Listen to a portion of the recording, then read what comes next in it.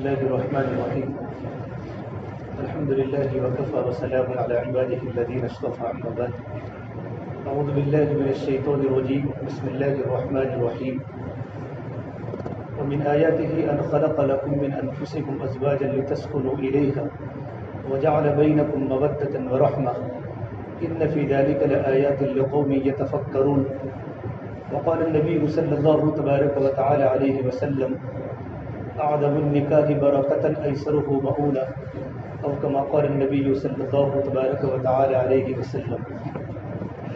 میرے محترم پیارے بھائیوں، آج بڑی خوشی کا دن ہے کہ نکاح کا دن ہے۔ ایک لفظ ہوتا ہے نکاح، آج کل کے نوجوان نکاح کو میرج بولتے ہیں اور پرانے زمانے میں نکاح کو شادی بولتے تھے۔ اور شادی جو ہے وہ فارسی لفظ ہے جس کا معنی ہوتا ہے خوشی، کہ بھئی نکاح ایک خوشی کا دن ہوتا ہے۔ لیکن نکاح کرنا یہ اللہ تبارک و تعالیٰ کی عبادت ہے۔ جس طریقے پر نماز کا پڑھنا عبادت ہے، رمضان کا روزہ عبادت ہے، مالداروں پر حج کرنا عبادت ہے، اللہ کے راستے میں صدقہ کرنا، خرچ کرنا عبادت ہے، اسی طریقے پر بھی نکاح کرنا یہ اللہ تبارک و تعالیٰ کی عبادت ہے۔ اور نکاح کرنا تمام انبیاء علیہ السلام کی سنت متفقہ ہے۔ ہر نبی نے نکاح کیا ہے، دو نبی کے علاوہ ہر نبی نے اپنے وقت میں نکاح کیا ہے۔ اللہ قرآن کریم میں فرماتے وَلَقَدْ أَرْسَلْنَا رُسُلًا مِّن قَبْلِكَ وَجَعَلْنَا لَهُمْ أَزْوَاجًا وَذُرِّيَّةً۔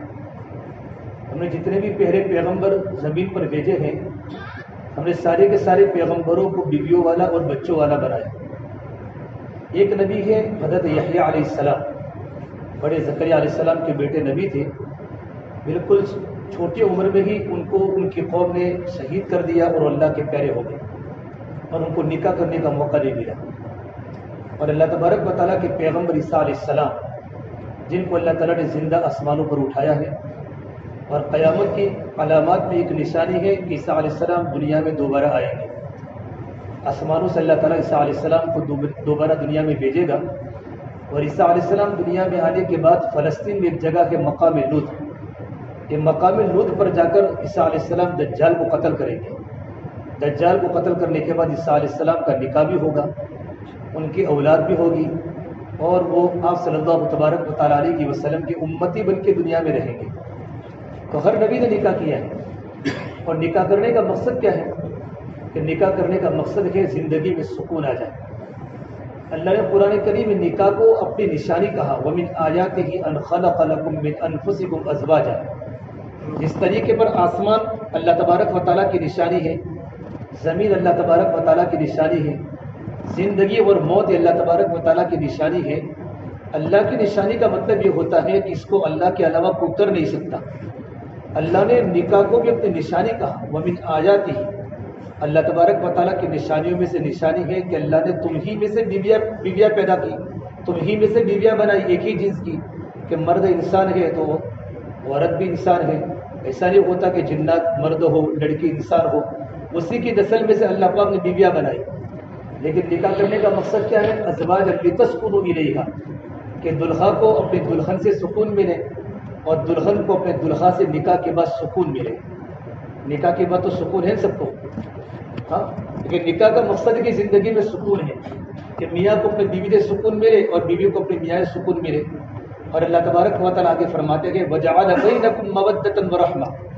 اور نکاح کا مقصد یہ ہوتا ہے کہ زندگی میں محبتیں پیدا ہو، کہ میاں اپنی بیوی سے محبت کرے، بیوی اپنے شوہر سے محبت کرے۔ دیکھو جوانی میں محبت ہوتی ہے، اللہ تعالیٰ نے قرآن کریم میں جوانی کے لیے لفظ محبت کا لفظ استعمال کیا، مودت، محبت۔ بڑھاپے میں محبت کم ہو جاتی ہے تو اللہ نے وہاں کے جو سینٹر استعمال کیا وہ رحمت کا کیا، وَجَعَلَ بَيْنَكُم مَّوَدَّةً وَرَحْمَةً، کہ جوانی میں میاں اپنی بیوی سے محبت کرتا ہے، بیوی اپنے شوہر سے محبت کرتی ہے۔ بڑھاپے میں محبت تھوڑی کم ہو جاتی ہے تو میرا اللہ فرماتا ہے کہ بوڑھا اپنی بوڑھی عورت پر رحم کرے، اور بوڑھی عورت اپنے بوڑھے مرد پر رحم کرے۔ یہ رحم کرنے کے دن ہوتے ہیں۔ إِنَّ فِي ذَلِكَ لَآيَاتٍ لِقَوْمٍ يَتَفَكَّرُونَ۔ اس نکاح میں اللہ تبارک و تعالیٰ کی بڑی بڑی نشانیاں ہیں جو نکاح کے اندر غور و فکر کرتے ہیں۔ اور دنیا کا سب سے پہلا رشتہ یہ میاں بیوی کا رشتہ ہے، ماں باپ کا بھی نہیں ہے، بلکہ میاں بیوی کا رشتہ یہ دنیا کا سب سے پہلا رشتہ آدم علیہ السلام اور حوا علیہ السلام، یہ دنیا کا سب سے پہلا رشتہ میاں بیوی کا ہے۔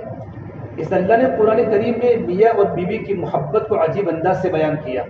ہن لباس لکم وانتم لباس لہن۔ اللہ تبارک و تعالی نے جب میاں بیوی کا تذکرہ کیا ہے تو اللہ نے دونوں کو لباس کہا کہ مرد اپنے عورت کے لیے لباس کے درجے میں ہے اور عورت اپنے شوہر کے لباس کے درجے میں ہے۔ اللہ نے قرآن کریم میں میاں اور بیوی کے رشتے کی تشبیہ لباس سے دی۔ کیا مطلب کہ لباس کے بہت سارے فائدے ہیں۔ ایک تو لباس کا فائدہ یہ ہوتا ہے کہ جب انسان لباس پہنتا ہے تو انسان کے سارے عیوب ختم ہو جاتے ہیں۔ آدمی کے اندر کتنے بھی ظاہری عیوب ہو، لباس کے پہننے کے بعد سارے کے سارے عیب ختم ہو جاتے ہیں۔ انسان جب نکاح کرتا ہے تو نکاح کرنے کے بعد انسان کہیں بھی بیٹھتا ہو، کہیں بھی اڑتا ہو، لوگ اس کو شک کی نگاہوں سے نہیں دیکھتے بلکہ تمام لوگ اس کو عزت کی نگاہوں سے دیکھتے ہیں۔ اس کے سارے عیوب دور ہو جاتے ہیں۔ لباس جتنا انسان کے دل کے قریب لباس ہوتا ہے اتنا تو قریب نہیں ہوتا۔ انسان کی باڈی اور انسان کے دل کے قریب جتنا لباس ہوتا ہے اتنا تو قریب نہیں ہوتا۔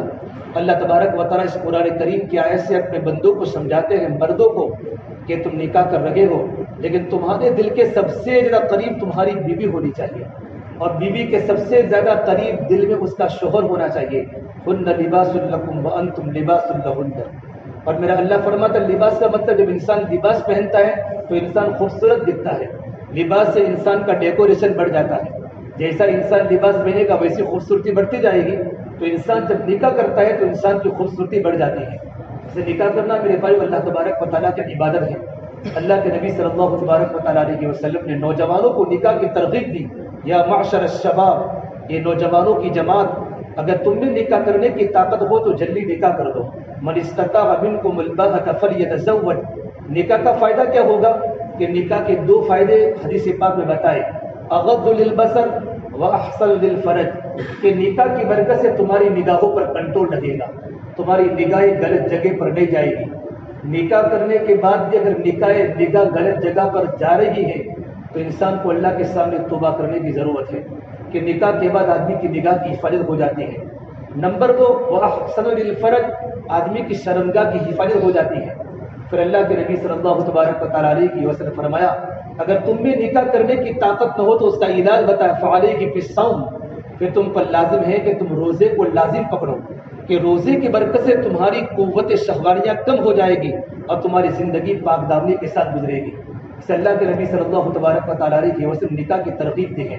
میرے نبی نے نکاح بھی کیے اور آپ نے اپنی بیٹی کے نکاح بھی فرمائے، اپنا خود بھی نکاح کیا، اپنی بیٹیوں کا نکاح بھی کیا۔ فاطمہ کا بھی نکاح ہوا، زینب کا بھی ہوا، ام کلثوم کا بھی ہوا، رقیہ کا بھی ہوا۔ آپ نے بالکل شروع کے 3 نکاح آپ نے بالکل سادہ کیے، لیکن فاطمہ کا نکاح آپ نے بڑے اچھے انداز سے کیا، کیونکہ فاطمہ آپ کا جگر کا ٹکڑا تھا۔ آپ فرماتے تھے فاطمہ تو بضعۃ منی، کہ فاطمہ تو میرے جگر کا ٹکڑا ہے۔ جس نے میری بیٹی فاطمہ سے محبت کی اس نے مجھ سے محبت کی، اور جس نے مجھ سے محبت کی وہ میرے ساتھ جنت میں داخل ہوگا۔ آپ صلی اللہ تبارک و تعالیٰ علیہ وسلم مسجد میں بیٹھے ہوئے تھے، صحابہ کا مجمع مسجد کے باہر تھا، تو صدیق اکبر مسجد میں آئے۔ بڑے صحابی ہیں، ان کی لڑکی حضور کے نکاح میں عائشہ ہے، کہ یا رسول اللہ میرا آپ کی بیٹی فاطمہ سے نکاح کا ارادہ ہے، اس لیے کہ جب نکاح ہو جاتا ہے تو پھر رشتہ داری بڑھ جاتی ہے۔ صدیق اکبر نے فاطمہ سے نکاح کا حضور کو تقاضا کیا، آپ صلی اللہ تبارک و تعالیٰ علیہ وسلم خاموش رہے، جواب نہیں دیا۔ صدیق اکبر باہر آ گئے۔ تھوڑی دیر کے بعد عمر فاروق جو اللہ کے نبی کے سسر ہیں اور ان کی بیٹی حفصہ اللہ کے نبی کے نکاح میں ہے، ہوا یا رسول اللہ فاطمہ کا مجھ سے نکاح کا ارادہ ہے، آپ نے کوئی جواب نہیں دیا۔ علی باہر کھڑے تھے تو صحابہ نے کہا علی تم جاؤ، تمہارے بارے میں لبیک ہو جائے گا، تمہارا نکاح ہو جائے گا۔ حضرت نے فرمایا کہ میری ہمت نہیں ہوتی۔ عبدالرحمن بن عوف نے فرمایا علی تم جاؤ۔ حضرت علی اللہ کے نبی کے پاس گئے، لیکن جیسے اللہ کے نبی صلی اللہ تبارک و تعالیٰ علیہ وسلم کو دیکھا نا، آپ کے چہرے پر رعب ہوتا تھا، اور آپ کے چہرے پر صحابہ کرام فرماتے ہم نے کبھی حضور کا چہرہ برابر مکمل دیکھ نہیں سکے، آپ کا تقوی کا رعب ہوتا تھا۔ تو خاموش ہو گئے وہاں جا کر۔ آپ نے کہا علی کیوں آئے ہو؟ تو جواب نہیں دیا کہ فاطمہ کے رشتے کے لیے آئے ہو؟ تو کہا نعم یا رسول اللہ۔ آپ نے کہا انشاءاللہ، نہ ہاں کہا نہ کہا۔ حضرت علی باہر آ گئے چھوٹا منہ کر کے۔ صحابہ نے پوچھا علی کیا ہوا؟ کہ کوئی جواب نہیں، کہا تھا میرا جواب نہ کا ملے گا۔ ابن عوف نے کہا کوئی جواب تو دیا ہوگا، کہ یوں کہا تھا انشاءاللہ، تو کہا نبی کا انشاءاللہ ہاں ہوتا ہے، آپ کا انشاءاللہ فاطمہ سے نکاح ہو جائے گا۔ اللہ کے نبی صلی اللہ تبارک و تعالیٰ علیہ وسلم نے حضرت علی کو ہاں کیوں نہیں کہا؟ اس نے ہاں نہیں کہا حالانکہ رشتہ آسمان سے آ چکا تھا۔ جبرائیل نے آ کر کہا اے اللہ کے نبی آپ اپنی بیٹی فاطمہ کا نکاح علی سے کرائے، لیکن آپ گھر پر گئے اور جا کر اپنی بیٹی فاطمہ کو پوچھا بیٹی فاطمہ علی کا رشتہ آ جائے قبول کروں؟ بات سمجھتے ہو نا؟ ماں باپ کی ذمہ داری ہے کہ رشتے داری جب لڑکے کا رشتہ کرنا ہو یا بچی کا رشتہ کرنا ہو تو پہلے دونوں سے پوچھ لے، زندگی ان کو گزارنے ہمیں نہیں گزارنے۔ بعض مرتبہ ماں باپ مجبور ہوتے ہیں رشتے داری کی بنیاد پر تجھے کرنا ہی پڑے گا، یہ بہت غلط چیز ہے۔ آسمان سے وحی آ چکی ہے کہ فاطمہ کا نکاح علی سے ہوگا، تب بھی میرے آقا صلی اللہ تبارک و تعالیٰ عنہ گھر پر پہنچے اور فاطمہ سے کہا بیٹا علی کا رشتہ آیا کہ منظور کروں؟ فاطمہ نے ہاں کہا، پھر آپ مسجد میں آئے اور آپ مسجد میں آنے کے بعد فرمایا علی کو بلاؤ۔ علی مسجد میں آئے اور آپ نے دو صحابہ کرام کو خاص طور پر یاد کیا، صدیق اکبر کو یاد کیا، عمر فاروق کو یاد کیا۔ نکاح میں سب کو یاد کرنا یہ سنت تو نہیں ہے، بعض نکاح ایسے بھی ہوئے ہیں کہ ایک حضرت عبدالرحمن بن عوف مدینے کے ٹاپ 10 صحابہ کرام میں ہیں، بڑے مالدار صحابی، ان کا خود کا نکاح حضور کو پتہ نہیں، مسجد میں تشریف لائے تو دیکھا زردی لگی ہوئی ہے، اس زمانے میں زردی لگتی تھی۔ آپ نے کہا عبدالرحمن تمہارے کپڑوں پر زردی ہے؟ چھوٹی سی مدینہ کی بستی تھی اور مدینہ کے سب سے مالدار صاحب ابن عوف نوجوان، تو اللہ کے لیے میرا نکاح کر ہوا ہے۔ تو آپ نے یوں نہیں کہا مجھے نہیں بلایا نکاح، اتنے بڑے نبی نے یوں نہیں کہا مجھے نکاح میں آپ نے نہیں بلایا، آپ نے کہا بارک اللہ لک و بارک اللہ علیک وجمع بینکما بخیر، جو نکاح کے بعد کہتے ہیں نا اللہ تعالیٰ آپ کو برکت دے آپ کے جوڑے میں، اولم ولو بسات، اللہ نے مال دیا ہے تو ولیمہ کرو اگرچہ بکری کا ہو۔ یہ اللہ کے نبی صلی اللہ تبارک و تعالیٰ علیہ وسلم نے ولیمے کی ترغیب دی۔ اب مسجد میں نکاح پڑھا ہے، حضرت علی کا نکاح ہوا، اب تو نکاح کا خطبہ پڑھا، پھر کہا میں 500 درہم میں نے اپنی بیٹی فاطمہ کا نکاح علی آپ کے ساتھ کروایا، کیا آپ نے اس کو اپنے نکاح میں قبول کیا؟ علی نے کہا نعم قبلتها یا رسول اللہ، میں نے آپ کی بیٹی کا نکاح میرے نکاح میں قبول کیا۔ فوراً سجدے میں چلے گئے اور سجدے میں جانے کے بعد یہ آیت پڑھی رب اوزعنی ان اشکر نعمتک التی انعمت علی وعلی والدی وان اعمل صالحا ترضاہ واصلح لی فی ذریتی انی تبت الیک وانی من المسلمین۔ یہ سجدے میں جا کر حضرت علی نے آیت پڑھی، آپ نے کہا آمین آمین آمین۔ پھر میرے آقا صلی اللہ تبارک و تعالیٰ علیہ وسلم نے اپنی بیٹی فاطمہ کی نکاح میں آپ نے شہد کا شربت تقسیم کیا ہے، آپ نے شہد کا شربت پورے مدینے والے کو پلایا۔ اس کے بعد نکاح تو ہو چکا، اب رخصتی ایک روایت کے مطابق 6 مہینے کے بعد ہوئی یا 1 سال کے بعد ہوئی یا 1.5 سال کے بعد ہوئی، لیکن رخصتی فوراً نہیں ہوئی۔ حضرت علی کے چھوٹے بھائی کا نام حضرت عقیل ہے، عقیل نے حضرت علی کو کہا بھائی رخصتی ہو جائے۔ یہ دونوں گئے سلمان فارسی کے پاس کہ سلمان ہمارے بھائی علی کی رخصتی ہو جائے۔ یہ تیرو گئے ام سلمہ کے پاس جو اللہ کے نبی کی بیوی تھی ام سلمہ۔ ام سلمہ نے کہا میں حضور سے بات کرتی ہوں، تو آپ نے کہا بالکل ہو جائے، فاطمہ کو لے جائے۔ آپ صلی اللہ تبارک و تعالیٰ علیہ وسلم کی اجازت دے دی تو چھوٹی سی بارات آئی، حضرت علی، حضرت عقیل اور سلمان فارسی، یہ تینوں حضرت فاطمہ کو لینے کے لیے آئے۔ آپ صلی اللہ تبارک و تعالیٰ علیہ وسلم نے عائشہ اور حضرت حفصہ کو فرمایا جاؤ میری بیٹی فاطمہ کو دلہن بناؤ۔ دلہن بنانا بھی سنت ہے، میں آپ کو ساری باتیں قرآن و حدیث سے بتا رہا ہوں۔ دیکھو سادگی سنت ہے، تکلف کی گنجائش ہے اور پر تکلف کی بھی شادی میں گنجائش ہے، لیکن جو آج کے زمانے کے جو خرافات ہیں وہ تو حرام ہے، شریعت کی نگاہ سے مناسب نہیں ہے۔ لیکن اتنی حضور نے آپ نے کہا میری بیٹی فاطمہ کو دلہن بناؤ۔ علی کا تو مکان تھا نہیں، مدینے میں کرائے کا مکان تھا، تو آپ نے ام ایمن ایک صحابیہ ہے اور ام عمیس کو کہا تم دونوں جاؤ علی کے گھر پر جا کر فرش کو برابر کرو، لیپا لیپی کرو، گھر میں جا کر کپڑوں کو لٹکانے کی کھوٹی لگاؤ۔ یہ حضور فرما رہے گھر کو، ہم شادی کے اپنے گھر کو برابر کرتے ہیں، یہ آپ نے کروایا اپنے علی کا۔ اس طریقے پر ہوا، پھر آپ صلی اللہ تبارک و تعالیٰ علیہ وسلم کے گھر میں تھے اور فاطمہ کو لینے آئے، تو آپ نے حضرت علی کو گھر میں بلایا، گھر میں، اور فاطمہ سے علی کا مصافحہ کروایا۔ پھر آپ نے پانی منگوایا اور سورہ فلق اور سورہ ناس پڑھ کے آپ نے دم کیا، اور دم کرنے کے بعد دونوں کے سینے پر آپ نے پانی چھڑکا، پانی آپ نے یوں کر کے چھڑکا، پھر نے کہا میری بیٹی فاطمہ کو لے جاؤ۔ پھر کہا میری بیٹی فاطمہ میں نے مکہ المکرمہ کا سب سے بہتر رشتہ میں نے تلاش کیا تیرے نکاح کے لیے، پھر کہا علی تمہیں نبی کی بیٹی مبارک ہو، میرے جگر کا ٹکڑا میں نے تیرے حوالے کیا ہے۔ پھر حضرت علی فاطمہ کو لے کر اپنے گھر پر پہنچے تو آپ نے کہا میں عشاء تک آتا ہوں، میرا انتظار کرنا، میری بیٹی کو ہاتھ مت لگانا۔ آپ صلی اللہ تبارک و تعالیٰ جب عشاء کی نماز کے بعد گھر پر پہنچے، آپ نے دونوں کو جمع کیا، آپ نے پھر پانی میں سورہ محبتیں، سورہ فلق، سورہ ناس پڑھ کے آپ نے دم کیا، اور آپ نے ان دونوں کے سینے پر، ان کے کندھے پر، ان کے ماتھے پر چھڑکا۔ پھر آپ نے دعا کی کہ اللہ تو ان دونوں میں برکت دے، اللہ ان دونوں میں اللہ کو محبت دے، اللہ تم کو نیک سارے اولاد عطا فرما۔ حسن حسین یہ فاطمہ علی کی اولاد ہے۔ اتنا پاکیزہ رشتہ۔ روایت میں جنت میں اچانک روشنی آئے گی، یہ جنت میں تو سورج نہیں ہے، تو کہیں گے اللہ جنت میں اتنی ساری روشنی کہاں سے آ گئی؟ کہ جنت الفردوس میں علی اور فاطمہ کسی بات پر ہنس رہے ہیں، ان کے ہنسنے کی بنیاد پر ان کے دانتوں سے جو نور نکل رہا ہے اس سے پوری جنت جگمگا رہی ہے۔ اتنا پاکیزہ رشتہ علی اور فاطمہ کا ہے۔ اب کہا علی ولیمہ کر لو، علی کے پاس تو کچھ کھانے کے، حضور میرے پاس تو کچھ نہیں ہے۔ تو سعد بن وقاص نے کہا اللہ میرے پاس ایک چھترا ہے، چھترا یعنی گیٹھا شیپ، میرے پاس ایک دمبا ہے، میں لاتا ہوں، 15-16 کلو کا ہے۔ آپ نے کہا علی لو، میں آپ کو 10 درہم دیتا ہوں، آپ 6 درہم کا آپ گھی لا دو، اور آپ 3 درہم کا آپ وہ گھی منگوایا، پنیر منگوایا، اور 1 درہم کا شہد منگوایا۔ پھر جب لے کر آئے تو آپ صلی اللہ تبارک و تعالیٰ علیہ وسلم نے آپ نے چھوارے کو آپ نے پیسا، اور چھوارے کی گٹلیوں کو پیسا، اور اس میں شہد ڈال کر آپ نے سویٹ ڈش تیار کی ولیمے میں، یہ اللہ کے نبی کی طرف سے اپنی بیٹی فاطمہ کے نکاح میں حضور اپنی طرف سے کی، سالن بنایا اور آپ نے پورے مدینے کو ولیمہ کھلایا۔ انس بن مالک فرماتے ہیں ہم نے سب کے ولیمے کھائے لیکن فاطمہ جیسا ولیمہ ہم نے کہیں نہیں کھایا۔ تو ولیمہ کرنا سنت ہے۔ دیکھو مالدار بھی کر سکتا ہے، غریب بھی کر سکتا ہے، درمیانی لوگ بھی کر سکتے ہیں، لیکن ولیمے میں خرافات جائز نہیں ہے۔ ولیمے میں اس طریقے پر بڑے بڑے ہالوں میں ہم ولیمے کرتے جہاں مستورات اور مردوں کا اختلاط ہوتا ہے، اس دن حضور کے دل کو بہت تکلیف پہنچتی ہے۔ اللہ کے نبی صلی اللہ تبارک و تعالیٰ علیہ وسلم کا نکاح آپ نے 3 ولیمے فرمائے، آپ نے مالداروں کی رعایت فرمائی۔ آپ کا نکاح جب زینب بنت جہش سے ہوا، زینب بنت جہش آپ کی بیوی ہے، یہ وہ نکاح ہے جو آسمانوں پر ہوا۔ دیکھو نکاح کے لیے ایجاب و قبول ضروری ہے، ایجاد لینے گئے، جب تک وہ ایجاد نہیں ملے گی یہاں قبول نہیں ہو سکتا۔ ایجاب و قبول نکاح میں ضروری ہے، لڑکی کی طرف سے ایجاب ہوتا ہے، لڑکے کی طرف سے قبول ہوتا ہے۔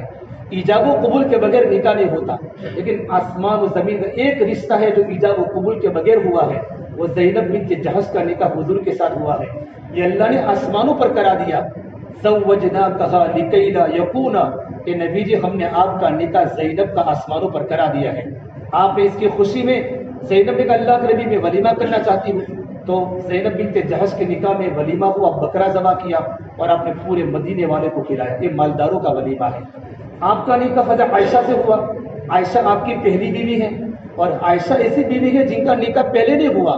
آپ کے نکاح میں 11 بیویاں تھیں، ساری کی ساری بیوہ تھی، کسی سے نکاح ہوا تھا تک، اور ایک بیوی آپ کی طلاق شدہ تھی، زینب بنت جہش۔ اور عائشہ وہ عورت ہے جو پہلے نکاح میں حضور کے نکاح میں آئی تھی۔ ہم نے عائشہ کے نکاح میں آپ نے ولیمہ دودھ کا کیا، اس کا ولیمہ کیا، دودھ کا کیا، آپ نے بکریوں کا دودھ منگوایا اور مسجد میں آ کر جتنے صحابہ بیٹھے ان کو بکریوں کا دودھ پلا دیا۔ آپ نے کہا ولیمہ ہے، غریبوں کا ولیمہ ہے۔ ہمارے علاقے پالمپور میں بہت سے لوگ، بمبے میں مالدار قسم کے بڑے بڑے لوگ، ہوٹلوں کے 7 اسٹار ہوٹل ہیں، ایک فیروز پورہ کے ایک پارٹی نے نکاح کہ اپنے بیٹے کا نکاح دودھ پلایا پوری وظیفہ جماعت کو کہ میرے بیٹے کا ولیمہ ہے، اور دوسرے بیٹے کا نکاح ہوا تو پورے گاؤں کو کھلایا، یہ میرے بیٹے کا ولیمہ ہے۔ اللہ کے نبی کے ولیمے کی سنت مالداری کی بھی ہے، درمیانی۔ آپ کا نکاح صفیہ سے ہوا، صفیہ سے، تو آپ نے کیسا ولیمہ کیا؟ آپ نے فرمایا دیکھو تمام صحابہ کرام اپنے اپنے گھر سے کھانا لے کر میرے دسترخوان پر کھا لو، اور آپ نے 3 دن ولیمہ کیا۔ 3 دن ولیمہ کر سکتے ہیں، لیکن کیسا؟ ایسا جو میں آگے کہتا ہوں۔ آپ نے صحابہ کو فرمایا اپنے اپنے گھر سے کھانا لے کر میرے دسترخوان پر آؤ۔ صحابہ کرام کھانا لے کر دسترخوان، کوئی ستو لے کر آیا، کوئی جو لے کر آیا، کوئی گیہوں لے کر آیا، کوئی یہ لے کر آیا، اور تمام صحابہ نے مل کر کھانا کھایا۔ آپ نے اس کو ولیمے سے تعبیر کیا، 3 دن تک یہ کھانا چلا، اس طریقے پر آپ نے اس کو بھی ولیمہ کہا۔ تو آدمی یہ بھی ولیمہ کر سکتا ہے۔ تو میرے بھائی نکاح کو دن بناؤ، اور میرے نبی نے فرمایا سب سے برکت والا نکاح وہ ہے جس میں کم سے کم خرچہ ہو۔ اعظم النکاح برکۃ ایسر مؤونہ، کہ سب سے برکت والا نکاح وہ ہے جس میں سب سے کم خرچہ ہو۔ اب نکاح کے بعد میاں اور بیوی کے حقوق ہیں کہ بیوی اپنے شوہر کے حق کو ادا کرے اور شوہر اپنی بیوی کے حق کو ادا کرے۔ اللہ تعالیٰ مجھے اور آپ تمام کو پوری امت مسلمہ کو سنت کے مطابق اللہ ہمیں نکاح کرنے کی توفیق عطا فرماوے۔ ہمارا نکاح سنت کے مطابق ہو، ہمارا ولیمہ سنت کے مطابق ہو۔ جتنا نکاح سنت کے مطابق ہوگی انشاءاللہ اتنی محبتیں بڑھے گی، اللہ کی رحمت متوجہ ہوگی۔ اللہ پاک ہمیں عمل کرنے کی توفیق عطا فرمائے۔